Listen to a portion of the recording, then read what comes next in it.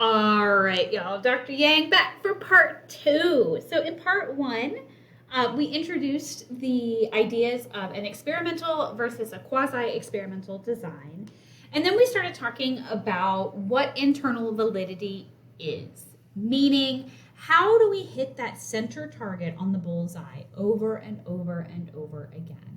So we can do that internally, meaning for the people in our study, or externally for people outside of our study who might take our intervention or drug or whatever thing at some point in the future.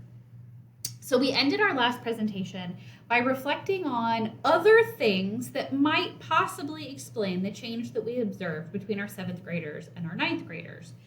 And you didn't know this yet, but what I was asking you to consider were some of what we call threats to internal validity, or things that might get in the way of being able to ascertain causal precedence and our temporal precedent and our internal validity. So when we talk about threats to validity, one of which is history. And history, when we talk about internal validity, is the possibility that other events may have coincided with our intervention and may be the real cause of our outcomes. So really what this is things outside of our control, because regardless of our approach to testing causal relationships, there's always something that might go wrong. These could be things that have a small or a major influence on your study, or these could be things that were fatal flaws. We talk about things like 9/11 happening, COVID happening. I'm part of a research study right now looking at the impacts of providing substance use treatment to individuals who are incarcerated here in York County who test positive or in the affirmative for an opioid use disorder. And COVID-19 has really been the nail in the coffin for this intervention, because it just cannot work the way that it needs to. Because we can't have people visiting the jails like they should. So this really is a sort of a fatal threat to internal validity, but it has nothing to do with how we designed it. We could not have possibly predicted that COVID-19 would happen, and that it would happen with such a scale that it would throw off our relationships. Another threat to internal validity, which has some relevance to your 7th graders, is what we call maturation. And this is the idea that people are constantly growing and changing, right? We learn all about this in human behavior, and we talk about it in our other courses as well. But really what this is getting at is that we can't stop people from growing and learning, right? So thinking about those 7th to 9th graders, there's a lot of changes that are happening in them just because they are growing from about 12 to about 14. That's a lot of growing up that happens in a very short period of time.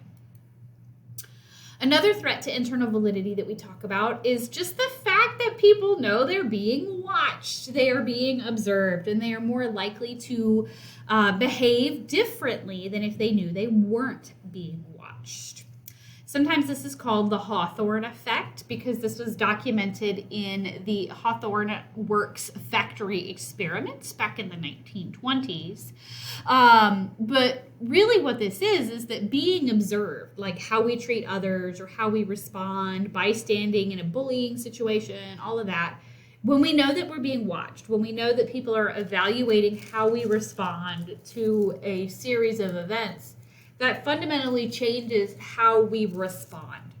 This might be something that if you anticipate would happen in your study, this might be a good reason an IRB would approve the use of deception in that study.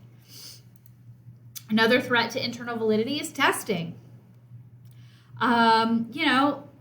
Sometimes people just get tired of being tested. Sometimes we call this survey fatigue or questionnaire burnout. At some point, people are just tired of answering questions. We've all been there. And so we just put responses down, or we learn from the test and we learn what the expected responses are. And so we give the answers that we know are correct, regardless of what we actually think or believe. There's also selection bias when we talk about internal validity. And if you have really good randomization, a really good experimental design, this is not going to be as much of a problem. But if you have a non-experimental design where you are allowing people to volunteer, there's likely going to be some difference in the folks who choose to participate versus folks who choose not to. Okay? So we are going to stop there with the end of our threats to internal validity. So hopefully you have learned something new, and then you can take a break, stretch, do a little shimmy, and then we will reconvene for our next part in just a moment. Bye, everybody.